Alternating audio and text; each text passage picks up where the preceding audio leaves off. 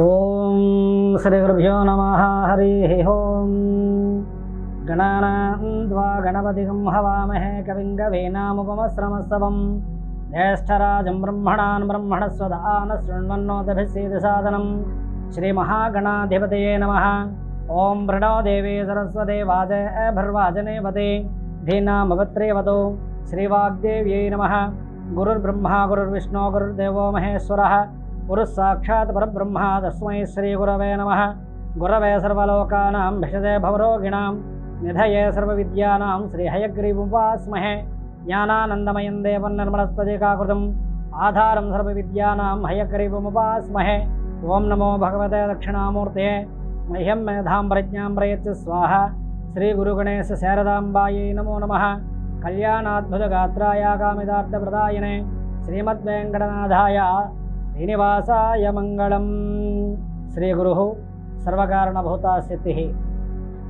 సర్వ భక్తజన మహాశైలకు, సర్వ ప్రేక్షక మహాశైలందరికీ కూడా సాన్వి మీడియా ఛానల్ ద్వారా అంతర్గతంలో భాగంగా జ్యోతిర్వాణి ద్వారా శ్రీ సంపత్ గణపతి జ్యోతిషాలయం ద్వారా ఈ యొక్క ఆషాఢ మాసంలో ప్రారంభమయ్యేటువంటి ఆషాఢ శుద్ధ పాడ్యమున కాయతూ దశమి వరకు ఏర్పరిచే గుప్త నవరాత్రులను వారాహి నవరాత్రులని మనకి శాస్త్రములు పురాణాతి గ్రంథములు తెలియబడుచున్నవి.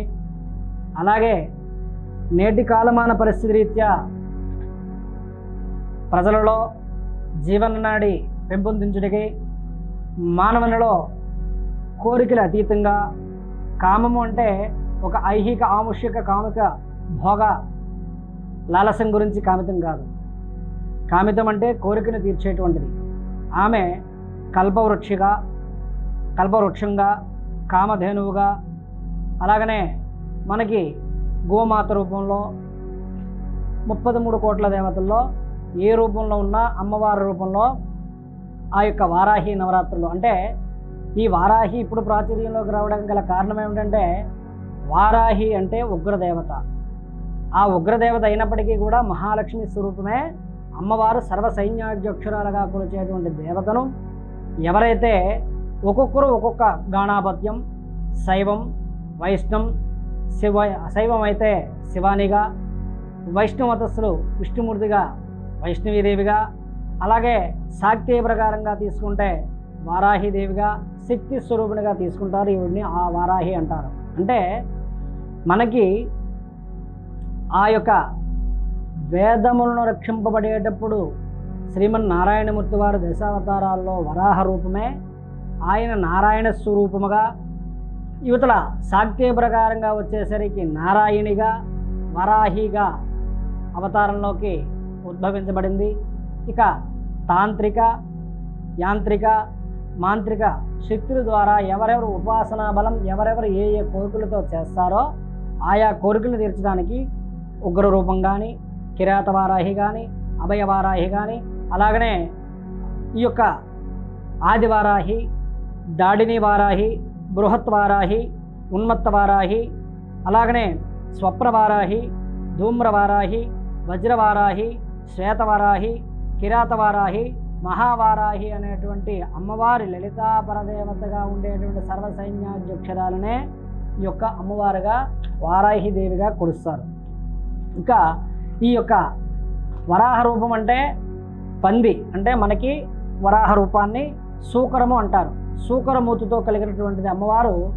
ఈమె లక్ష్మీదేవిగా కొలుస్తూ ఒక్కొక్కసారి అంటే మనం కొలిచేటువంటి వివిధ విధానాలను బట్టి తాంత్రికంగా, శాస్త్రోక్తంగా, శాక్తేయంగా, వైష్ణవపత్యంగా, గాణాపత్యంగా, శైవ మతస్థులు ఆరాధించే ప్రకారంగా ఒక్కొక్కసారి ఒక్కొక్క వాహనం, పులి వాహనంగా, గేదె, సింహవాహినిగా, పాము, గుర్రపు వాహినిగా, శవవాహినిగా కూడా అమ్మవారు దర్శనం ఇస్తూ ఉంటారు. అయితే ఈమె సప్తమాతృకల్లో మనం ఈ యొక్క లలితాదేవి ఖడ్గమాలు చదివితే బ్రాహ్మి, మాహేశ్వరి, వైష్ణవి, కౌమారి, వారాహి, చాముండి, ఇంద్రాణి, మహాలక్ష్మేశ్వరి అనేటువంటి అష్టమాతృకాల్లో కూడా కూడుకునేటువంటి అమ్మవారు రూపం వారాహి ఉంది. అయితే ఈవిడ ఏమిటంటే శక్తి తత్వంతో కూడుకునేటువంటిది, ఉపాసనా బలం చాలా గట్టిగా ఉండాలి. అయితే మనం ఎంచుకునేటువంటి సాత్వికమైనటువంటి కోరిక అయితే అమ్మవారికి సాత్వికంగా ఆ అమ్మవారి తాలూకా 12 నామాలను పఠిస్తూ మనకి భూలోకంలో దొరికేటువంటి నైవేద్యములు ఏవైతే ఉంటాయో అంటే దుంపజాతి కూరలు కానీ లేదా అంటే మధుర ఫలం పనస పళ్ళు కానీ ఇప్పుడు వచ్చేటువంటి ద్రవ్యంలో పైనాపిల్ కానీ జంబూ ఫలం అంటే మనకి ఈ యొక్క భూలోకంలో ఈ ఆషాఢ మాసంలో దొరికేటువంటి ఫలములు నైవేద్యములు అమ్మవారికి నివేదన చెల్లించవచ్చు. అయితే ముఖ్యంగా ఈ అమ్మవారిని కొలిచే ప్రక్రియ ఏంటంటే వ్యాపార వ్యవహారాదుల్లో రియల్ ఎస్టేట్ వ్యాపారస్తులు కానీ భూములు కొనుగోలు చేయాలన్నా అమ్మాలైనా క్రయ విక్రయాదుల్లో కూడా ఈ అమ్మవారి అంటే మనం భూపూజ చేస్తుంటాం శంకుస్థాపన అనేటువంటిది. ఆ శంకుస్థాపన అనేటువంటి వాస్తు పురుషుడిగా లక్ష్మీనారాయణుడిగా అమ్మవారి రూపం వారాహి. అంటే ఆ యొక్క స్థలములో ఏదైతే పొరలుగా మనం తవ్వేటువంటి మట్టి రూపంలో కొన్ని పనికిరానటువంటి వస్తువులు అవే కుడ్య శల్య గుల్మ లతా దోషం అంటే ఆ యొక్క ప్రదేశంలో కొన్ని చెట్టులు లతలతో కూడుకునేటువంటి తీగలతో అల్లుకునేటువంటి ముళ్ళ పొదలు అలాగనే శల్యము ఎముకలు గాజు పెంకులు ఇవన్నీ ఉంటాయి. కాబట్టి ఆ యొక్క సైన్స్ ప్రకారంగా తీసుకుంటే వివిధ పొరల్లోకి వెళితే మట్టి మారుతూ ఉంటుంది. ఆ మట్టి మారేటప్పుడు కొత్త మట్టి ధనం వచ్చేటప్పుడు ఈ యొక్క పాత శరీరాన్ని విడిచి కొత్త శరీరం ఏ విధంగా అయితే ప్రవేశింపజేసి ఆత్మ నాశనం లేదో అలాగే ఈ యొక్క శత్రునాశనం అంటే అందులో ఉండేటువంటి గుప్తతరమైనటువంటి ఏవైతే దోషయుక్తం ఉందో దాన్నంతా బయట పారద్రోలి భూమి పూజ మనం శంకుస్థాపన చేస్తాం.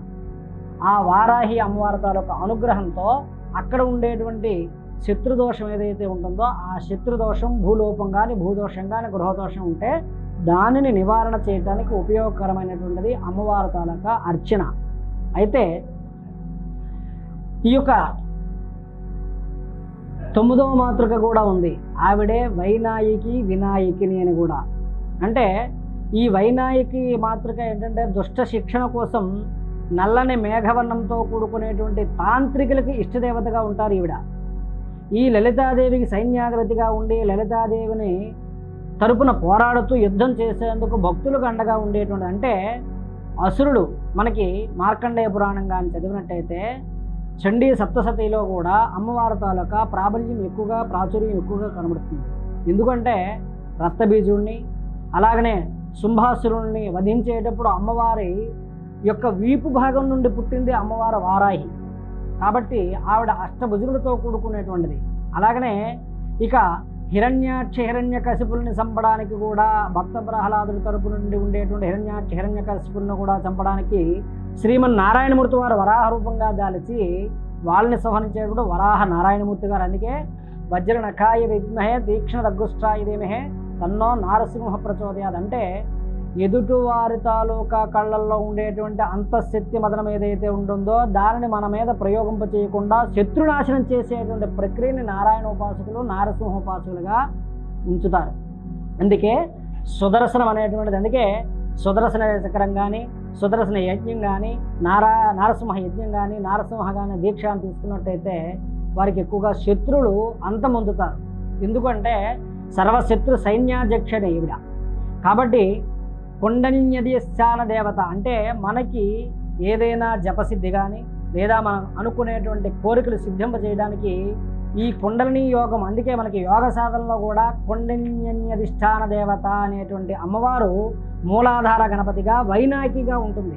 కాబట్టి అటువంటి అమ్మవారిని ఎవరైతే కొలుస్తారో మనలో ఉండేటువంటి దుర్గుణములు అలా తినేటువంటి పదార్థం ద్వారా కామ క్రోధ లోభ మోహ మద మాత్సర్యములు కూడా ఉంటాయి. ఈ ఆరుగురు రాక్షసులు ప్రవేశింపజేస్తారు. పులుపు తింటే ఒకరు, వగర తింటే ఒకరు, చేదు తింటే ఒకరు, తీపి తింటే మధుర పదార్థం తింటే ఒకరు. వీరే మనకి అసుర ప్రవృత్తి. ఎవరట?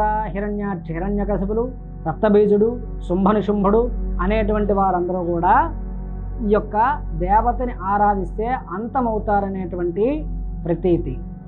ఇక ఒరిస్సాలో అయితే అమ్మవారిని చౌరాసిగా, వారణాసిలో కూడా వారాహిదేవిగా, మైలాపూర్లో కూడా ఈవిడ్ని ఎక్కువగా ఆరాధించి తాంత్రిక మాంత్రిక శాస్త్రపరంగా శాక్తేయపరంగా ఈవిడ్ని ఆరాధిస్తే అమ్మవారి తాలూకా కృప సర్వభక్తజనులందరికీ కూడా ఉండి సర్వశత్రుదోషం అంటే దుష్ట శిక్షణ శిష్ట రక్షణ ఆవిడే మనకి భగవద్గీతలో కూడా అర్జునుడి తాలూకా ఉవాచలు వింటూ శ్రీకృష్ణుని పరమాత్మ తాలూకా దివ్య సందర్శనం ఇమ్మంటే ఆయన సహస్ర బాహువులు అంటే 1000 చేతులతో 1000 తలలతో కూడుకున్నటువంటి, అందుకే మనకి ఇందులో కూడా నారాయణ సూక్తం నారాయణదేవి సూక్తం అనేటువంటిది కూడా ఉంటుంది.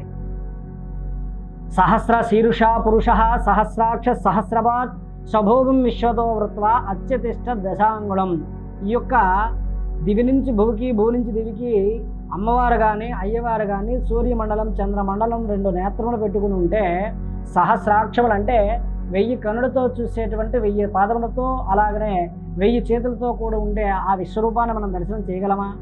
కాబట్టి అటువంటి దర్శనాన్ని చేయలేము. కాబట్టి అంటే మనం ఒక ఫోకస్ లైట్ వెలుగునే మనం చూడలేకపోతున్నాం. కాబట్టి అటువంటి దివ్య కాంతోత్పన్నమైనటువంటి సూర్యమండలం చంద్రమండలంతో కూడుకునేటువంటి వారాహి రూపాన్ని ఒక ప్రతిమగా శాంత రూపంగా శాంతస్వరూపిణిగా అంటే లలితాదేవిని మనం ఏ విధంగా అయితే కోరుకుంటున్నామో ఇచ్ఛాశక్తి జ్ఞానశక్తి క్రియాశక్తి అనేటువంటి 3 శక్తుల్ని ఒకే రూపంలో అలవరుచుకొని ఏకం సద్విప్రా బహుదా వదంతి, అమ్మవారిని ఒకే రూపం చూడాలి. ఆ రూపంలో ఈ యొక్క ఆషాఢమాస నవరాత్రుల్లో ఎవరైతే పూజ చేస్తారో వారికి మనోవాక్కాయ కర్మసిద్ధులన్నీ కూడా కలుగుతాయి. దీన్ని నిష్ఠగా చేయొచ్చు. ఈ నిష్ఠగా చేసేటువంటి ఉపాసన బలం కావాలి. ఇప్పుడు మనకి కొన్ని ఛానళ్ళ ద్వారా అవ్వచ్చు, చిన్న మూలమంత్రాలు ఇచ్చేసి ఈ మంత్రం చేసేయండి అంటున్నారు. అలాగా కాకుండా అమ్మవారి తాలూకా 12 నామావళి ఉంటాయి. లేదా అంటే ఓం ఐం గ్లౌం వారాహిదేవి అయి నమః అనే ఒక మూలమంత్రం చెప్పి మీరు అమ్మవారికి ధూపదీప నైవేద్యములు ఫలములు సమర్పించి మీ ఇష్టకామితార్థములను శుభప్రదములు చేయమని అమ్మవారి పాదాల దగ్గర వేడుకోండి. సర్వజనులు అందరూ కూడా రక్షగా ఉంటారు. సర్వశత్రు నిర్మూలన కూడా జరుగుతుంది. కృష్ణవర్ణాత్ వారాహి మహిషిస్తా మహోదరి వరదా దండిని ఖడ్గం బిభ్రది దక్షిణేకరే ఖేట పాత్రోభయాన్ వామే సూకరస్య లసద్భుజ. చండిక అంటే అమ్మవారి తాలూకా చండిక అమ్మవారి తాలూకా వీపు భాగం నుండి అమ్మవారు పుట్టారు కాబట్టి ఈమె వాహనం గేదెతో శవవాహనంతో ఉగ్రకళగా ఉంటుంది కాబట్టి ఉగ్రవారాహిగా ఉంటుంది. కానీ మనం లలితా సహస్రంలో ఒక నామం కూడా ఉంది. ఓం ఐం హ్రీం శ్రీం కిరిచక్ర రథారూఢ దండనాథ పురస్కృతాయై నమో నమః అని ఒక మంత్రం కూడా ఉంటుంది. ఆ మంత్రంతో అమ్మవారిని ఉదయం సాయంత్రం ప్రాతకాల సంధ్యావేళలో ఆవు నెత్తితో దీపం లేదా సర్వశత్రులు తొలగాలంటే నూనెతో దీపం లేదా విప్పు నూనెతోనైనా దీపారాధన చేసి అమ్మవారి యొక్క ఆశీస్సులు పొందుతారని ఈ యొక్క వారాహి తాలూకా మూలమంత్రం ఎక్కువగా చాలా కొద్దిగా కఠినంగా ఉండేటువంటి మూలమంత్రం కాబట్టి దీన్ని నేను వివరిస్తాను. శాస్త్రము ద్వారా వచ్చేటువంటి మంత్రమే, నేను ఎవరిని రచించినటువంటి కాదు. ఎవరైతే ఆ వరాహ పురాణంలో మనకు వచ్చేటువంటి ఋషులు శాస్త్ర సమ్మతమైనటువంటి వచ్చేటువంటి మూలమంత్రాన్ని వివరిస్తున్నాను. మీరు చేయగలిస్తే సాధకులు చేయొచ్చు. లేదంటే ఈ యొక్క చిన్న ప్రక్రియను ప్రారంభించి తదుపరి మంచి శుభ ఫలితాన్ని పొందిన తర్వాత మీ గృహంలో కానీ మీ వ్యాపార సంస్థల్లో కానీ మీ యొక్క ప్రదేశాలు రియల్ ఎస్టేట్ వ్యాపారాలలో కానీ ఆ భూసిద్ధి కొరకు బ్రాహ్మణోత్తముల్ని ఉపదేశకుల్ని తీసుకుని వెళ్ళినట్టయితే ఆ యొక్క అష్టదిక్పాలకుల తాలూకా ఆశీర్వచనంతో పాటుగా అక్కడ భూశుద్ధి గృహశుద్ధి దేహశుద్ధి అంటే దేహశుద్ధి అంటే మరలా వేరే రూపంలో అంతరించుకోకండి. దేహంలో ఉండేటువంటి కామక్రోధ లోభ మోహ మత్సర్యాలు అరిషడ్ వర్గములు దుర్గుణములు అయితే ఉన్నాయో అవన్నీ తొలగి పుణ్యాహ వచనంగా అంటే బ్రాహ్మణోత్తమ ద్వారా శుద్ధి చేసేటువంటి జలం ఏదైతే స్వీకరిస్తారో అది శరీరంలోకి ప్రవేశించి అప్పుడు దేహశుద్ధి అంటే అంతర్ముఖ సమారాజ్య బహిర్ముఖ సుదుర్లభ. మనం బహిర్ముఖంగా ప్రతిదినము స్నానం చేస్తూ ఉంటాం, అది ఏంటంటే బహిర్ముఖ సుదుర్లభ అవుతుంది. కానీ అంతర్ముఖంగా శుద్ధి అవ్వాలంటే బ్రాహ్మణోత్తముల ద్వారా ఉపాసకుల ద్వారా ఎవరైతే మీ యొక్క గృహ పురోహితుడు కానంటే ఇంటి పురోహితుడి ద్వారా ఆ యొక్క సంప్రోక్షణ చేసినటువంటి శుద్ధి చేయబడినటువంటి మంత్ర పునీతంతో అయినటువంటి ఆ జలాలను స్వీకరించినట్టయితే దేహశుద్ధి అవుతుంది. అందుకే గృహ భూ ఆత్మ భూభాండ స్థల ద్రవ్యానికి సంప్రోక్ష అని చెప్పడం జరుగుతుంది. ఈ యొక్క మంత్రాన్ని మీరు చెప్పగలిస్తే తదితరులు చెప్పుకోండి. లేదంటే చిన్న మంత్రాన్ని ఇస్తాను, ఆ చిన్న మంత్రం ద్వారా సిద్ధి పొందండి. వారాహి మూలమంత్రం ఓం ఐం హ్రీం శ్రీం ఐం గ్లౌం నమో భగవతి వార్తాళి వార్తాళి వారాహి వారాహి వరాహముఖి వరాహముఖి అందే అందిన నమ రుందే రుందిన్ నమ జంబే జంబిన్ నమ స్తంభే స్తంభిన్ నమ మోహే మోహిన్ నమ సర్వదుష్ట ప్రతిష్టానాం సర్వేషాం సర్వవాక్సిద్ధి సక్షక్షుర ముఖగది జిహ్వాం స్తంభనం కురు కురు శీఘ్రం వశ్యం కురు కురు ఐం గ్లౌం టహ టహ టహ టహ టహ హుం అస్రాయ ఫటు స్వాహ. ఇది మీకు మూలమంత్రం. దీన్ని 11 సార్లు చేయొచ్చు, లేదా శక్తి కొలది 21 సార్లు చేయొచ్చు. ఇంకా శక్తి ఉంటే 108 సార్లు, అంటే ఏకం వా అష్టోత్తరం వా ఏకాదశం వా సహస్రం వా. ఈ మూలమంత్రం మీరు జపించుకోలేకపోయినప్పుడు ఓం ఐం గ్లౌం నమో భగవతి వారాహిదేవి నమః అని మూలమంత్రం చెప్పుకోండి. లేదా ఐం హ్రీం శ్రీం కిరిచక్రధారుడ దండనాద పురస్కృతాయే నమో నమః అని మూలమంత్రం చెప్పుకొని అమ్మవారికి మీరు సమర్పించవలసినటువంటి భక్తితో ఒకటండి, ప్రత్యేకంగా ఎవరెవరో చేస్తున్నారు, ఎవరెవరో చెందుతున్నారు అనేటువంటి భావనతో చేయకండి. నాకు నేనుగా అంతర్ముఖంగా చేస్తున్నాను కాబట్టి నీ యొక్క బిడ్డగా నేను చేస్తున్నాను, నాకు శుభలితాన్ని ఇయ్యమ్మా అని చెప్పి మీరు వేడుకోండి. తప్పకుండా మాతృదేవతే కాబట్టి చిన్నపిల్లవాడు తప్పు చేస్తే అమ్మదే ఒళ్ళో చేరితే ఎలాగైతే క్షమాపణ కోరితే లాలించి పాలించి ఇస్తుందో అలాగనే ఈ అమ్మవారు కూడా ఉగ్రదేవతగా మీరు చూడకండి, సామీప్య దేవతగా శాంతి దేవతగా కొలవండి. మీ ఇంట్లో సుఖశాంతిపూర్వక జీవన విధానం, అలాగనే అగ్ని భయం కానీ, రోజ భయం కానీ, చోర భయం కానీ, శత్రు భయం లేకుండా చేస్తుంది. ధనప్రాప్తి, వివాహ ప్రాప్తి, భూప్రాప్తి, అష్టసిద్ధుల్లో సిద్ధితత్వాన్ని పొందండి. శర్వయ జన శుకునో భవంతు. అలాగనే ఇక్కడ మరొక్క ముక్క చెప్పాలి. ఏదో మన డిప్యూటీ సీఎం గారు పవన్ కళ్యాణ్ గారు ఆ రోజు వారాహి దేవత ఉపాసనా బలంతోనే ఈరోజు ఆయన పదవి ఆకాంక్షతో చేసి జన హితార్థం గురించి చేసేటువంటి ప్రక్రియ ఈరోజు వారాహి చైతన్య రథయాత్ర. అలాగనే ఆయన కూడా మొన్న నేను కొన్ని న్యూస్ ఛానల్ అవ్వచ్చు, మరొకటి అవ్వచ్చు, సేనాని అని పెట్టుకున్నారు చూసారా, జనసేన అని ఫస్ట్ ఉండేది. ఆయన ఉపాసనా బలం చేసిన తర్వాత వారింటి పురోహితులు అవ్వచ్చు, ఉపాసనా పరులు అవ్వచ్చు, ఎవరైతే ఈ మూలమంత్రాన్ని ఇచ్చారో అక్కడి నుంచి జనసేనాని అని పేరు పెట్టుకోవడం జరిగింది. అంటే సైన్యాధ్యక్షురాలుగా ఈవిడ సైనికురాలుగా సేనానిగా ఉంటుంది. కాబట్టి ఇక్కడ ఉండేటువంటి భక్తులందరూ కూడా అమ్మవారి యొక్క దండిని సేనానిగా ఉంటారట. అంటే దండు సైన్యం, దాన్నే సేనాని అని సంస్కృత పదంలో చెప్పబడింది. కాబట్టి ఆయన లబ్ధి పొందారు. ఆయన కూడా మనకన్నా ముందు చేసి ఈరోజు మంచి వాగ్దాటితో, మంచి చాతుర్యంతో ఆయన ఎక్కడ నియోజకవర్గ స్థాయిలో పోటీ చేసినా అన్నీ విజయమే అయినాయి.